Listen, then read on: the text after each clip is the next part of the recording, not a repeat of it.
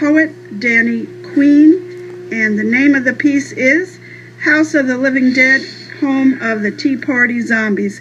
Was created a couple years ago, but I'm sure you can comment on it after we hear it. So here's Danny Queen.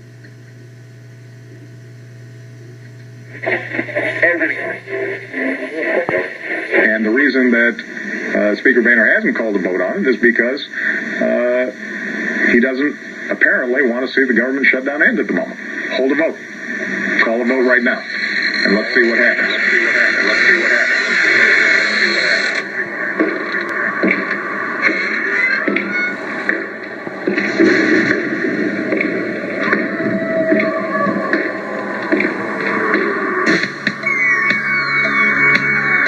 House of the Living Dead, home of the Tea Party Zombies. If we want to fix what's wrong with Washington, we just gotta keep the living dead on the run.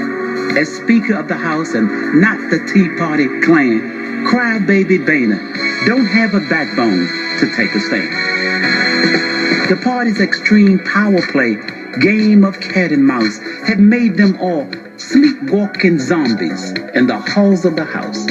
After holding a loaded gun to all of America's head, the Tea Party Mafia wants us all to believe we've been misled. A toxic, tasteless, touch-and-go Tea Party caucus plan is a cancer in the body politic of the Republican brand. The Republican-controlled House has lost its head, and the kamikaze caucus rules the House of the Living Dead. There's a culture within the Fox newsroom, and it's not just Hannity, it's not just their, quote, opinion talkers, it's their news anchors. There's a culture of, how do we make Obama look like a monster? House of the Living Dead, home of the Tea Party Zombies.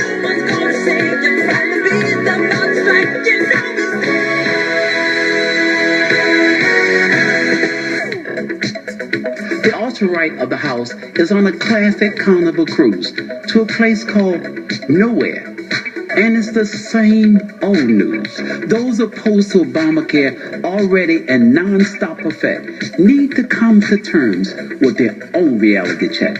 Let lobbyists, bloggers, and talking heads have their say. Because outside the House divider, ain't no place like America today. After holding a loaded gun to all of America's head, the Tea Party Mafia wants us to believe we've been misled. Tea Party puppet masters got the 10 man on the string, and to appease the party, he'll say and do almost anything. The Republican-controlled House has lost its head, and the kamikaze caucus rules the House of the Living Dead. House of the Living Dead, home of the Tea Party Zombies. House of the Living Dead.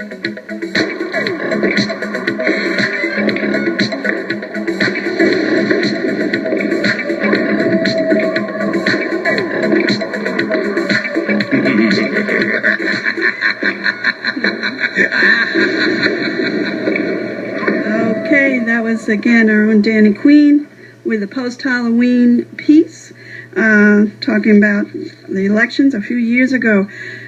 Clarence Hussein, welcome again. Thank you. What are your thoughts as we are about to go into Election Day tomorrow? We'd like to talk to you both about national elections as well as local. Well, listening to that piece, I think it does capture the feeling for a lot of people that it's a pretty scary moment that's approaching, because what we're potentially looking at is not only the continuing control of the House of Representatives by the Republican Party, but their likely takeover of the U.S. Senate.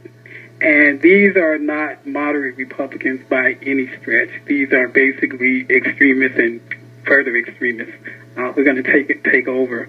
What I'm looking at for over the next day or so are a number of things. One, of course, is the Senate elections. The Republicans need a net total of 6 seats to capture the Senate. And they're pretty close to that.